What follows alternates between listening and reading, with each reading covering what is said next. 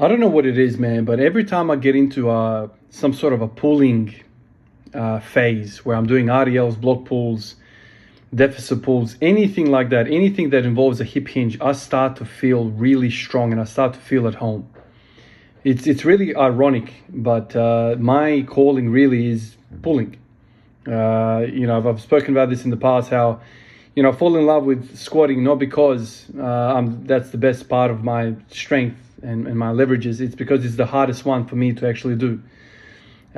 Pulling for me is fun. It feels safe.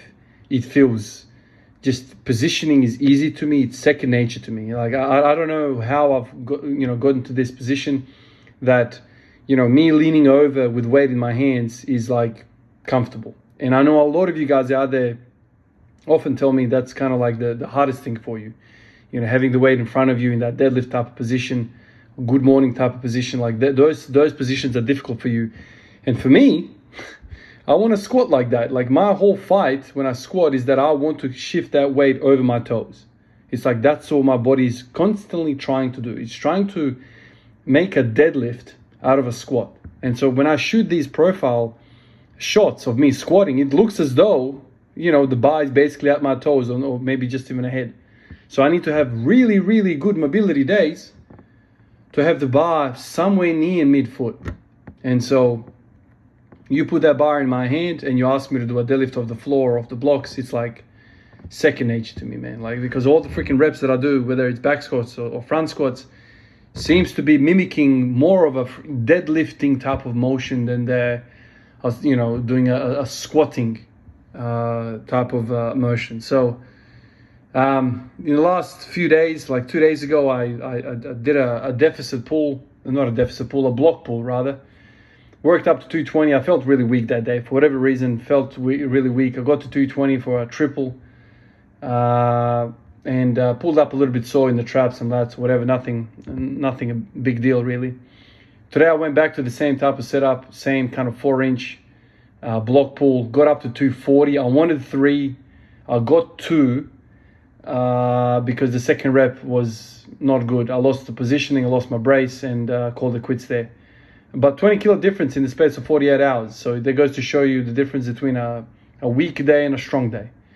But the reason, you guys know, the whole year, this year has been basically about doing more squatting motions, doing more volume in that. The reason I've kind of implemented this is because, I've gone back into the journal and studying all the time, studying my progress, studying the history of my lifting. And essentially every time I go into some sort of a heavy hip hinging type of period, I'll start to feel really good in front squats. Yeah, I know it doesn't make sense to a lot of you guys. It's probably because the way I actually move. But when I put some volume into a deadlift type of variation, front squats start to feel really nice for me. So I'm doing a couple of things now. I'm trying to hit my quads, with lots and lots of volume in the squatting motion. I'm trying to bias the quads in some sort of way. And I'm now also hitting the posterior chain. And so front squats for me, like I called it yesterday, I think it's about pushing and holding, in the sense that I'm trying to push with my legs, but I'm trying to hold the upper body into a somewhat vertical position. If you don't hold, you end up leaning over and you start to kind of succumb to the push, right? So if you think about the bar being on your back and you think about that weight going just a little bit ahead of that of the midfoot, you start to push, and what happens is you start to good morning that thing up. And a lot of people say, it's because you got weak quads. It's not because I have weak quads. I don't think I have weak quads. It's just the positioning is off.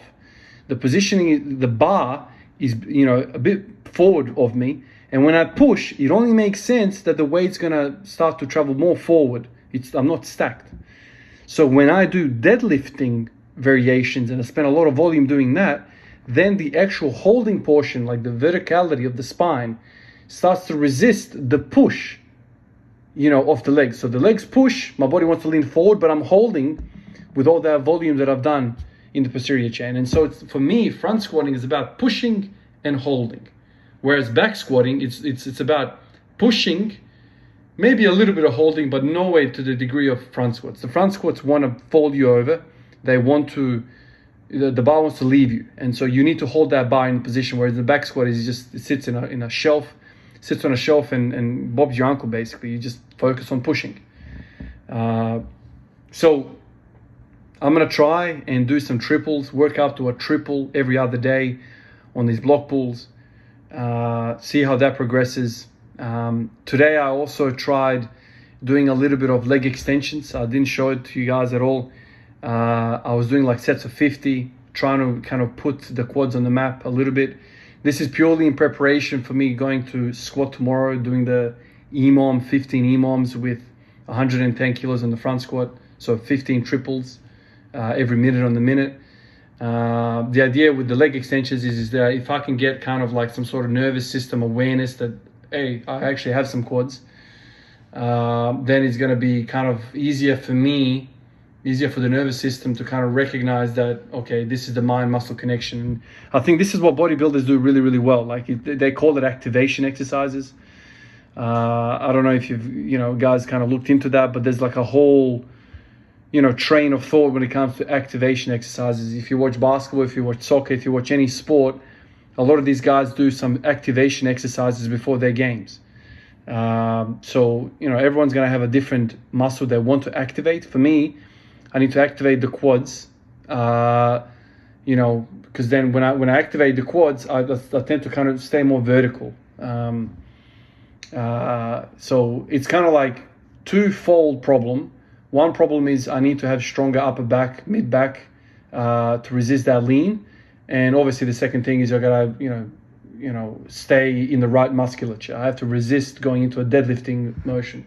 And so when I start to do these pulls, the nervous system is constantly thinking, okay, let's go into a pull type of pattern, a hip hinge pattern. But the hip hinge pattern doesn't work with front squats at all. Because if you're going to a hip hinge pattern, you're going to drop the bar. It's just going to be too difficult for you.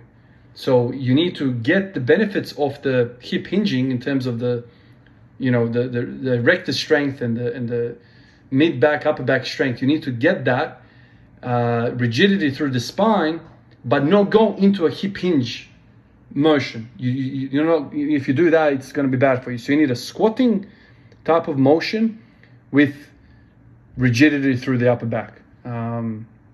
And I think rigidity through the upper back is best achieved through doing a ton of front squats. Because when I don't know if I've ever said this, but like after those 15 triples that I do, so I did some yesterday, guess what's sore on me? It's not the quads. This is the most ironic thing. Like I wake up the following day and I feel a bit of glutes, and I definitely feel my upper back. After doing 15 triples with 60% on the front squats, I wake up the following day with the posterior chain soreness. Right? And so today I went back into a hip hinge type of thing, and I put volume in there. So it's all about the back for me, all about the back. Even the damn front squat, it's about the back for me. The only time I feel any sort of DOMs in the quads is if I take the barbell in the back squat, not the front squat, the back squat, and I take it for 20, 30, 40, 50 reps. If I were to do that in the front squat, I would fail way earlier than the quads would. I would fail in the upper back and mid back, and the whole thing is just basically the wrong approach. So everyone's got to have a different approach. For me, I feel at home when I start to do some sort of deadlift variation. It just feels like the right thing to do, and I feel strong, man. Today I felt strong moving that 240 for a set of 2. It felt like this is like what my body needs to do. And so this whole year I've avoided, doing the deadlifts. I've avoided them, just trying to kind of teach my body to think about a squatting motion and forget about the hinging pattern. But if you avoid the hinging pattern, it's going to limit the amount of strength you can develop to the erectors. And those very same erectors are needed for the squatting motion. So see how it's all kind of tied up and drives me insane, but that's exactly what I need to move forward. So this year has been very productive. I'm very happy how I've kind of discovered all these different things. I'm still doing 10 sets of 10 with the barbell. That was the lesson of the calisthenics portion of the year. I'm now kind of integrating the posterior chain stuff, which has always worked for me, and I've always felt the strongest when I've done that.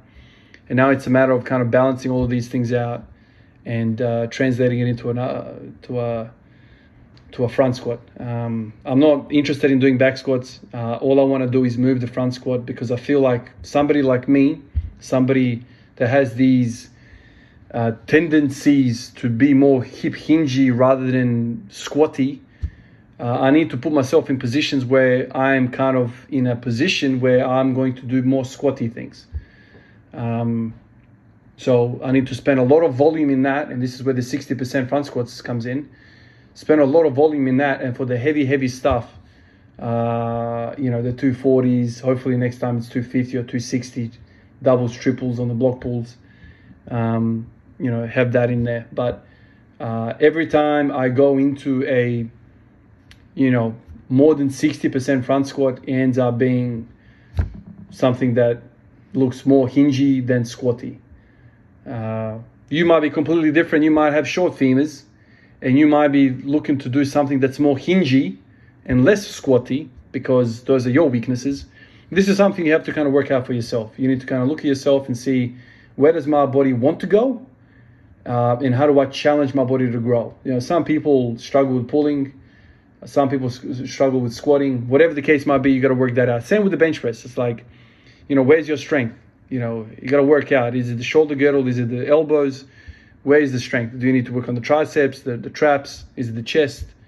So there's a lot of moving parts, but you kind of have to work out what you're dealing with. What did your mom and dad give you?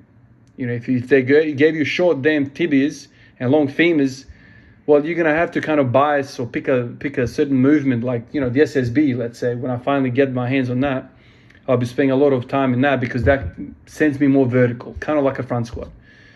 Minus all of the thoracic freaking warfare that goes on with the front squat. So these are my thoughts. In a really good mood today, even though I've basically did this workout with on a 12-hour fast or 14-hour fast, something like that. Felt really good, because every time I go into a hip hinge, I feel happy, I feel strong, I feel like I'm doing something that my body's naturally good at. And the good thing about hingy stuff is that it does help your squatty stuff as well. So it's all kind of rolled in one, but you have to be very careful how you distribute the volume. You need to do more volume in the squatty stuff, less in the hingy stuff.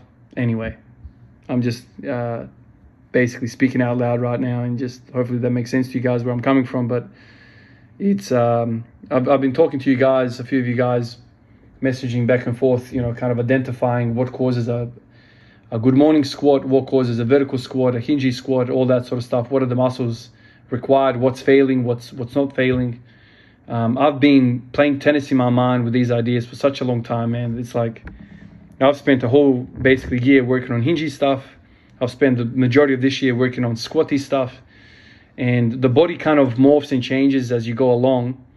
The moral of the story, you need both, but you need to favor certain things that you are not good at and kind of spend more time there. And you can't spend a lot of time with high percentages with the weaknesses, is because you're always going to go back to your wiring, which is whatever the strength is. For me, it's hingy stuff. So if I start front squatting with 80%, I'm basically so far away from squatty stuff. I go into hingy stuff and I'm not training.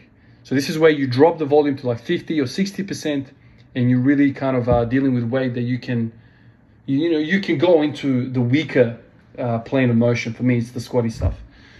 Anyway, I feel like I'm saying squatty stuff and hingy stuff every 2 seconds, but you get the idea. Appreciate you guys, and I'll catch you in the next one. Peace out.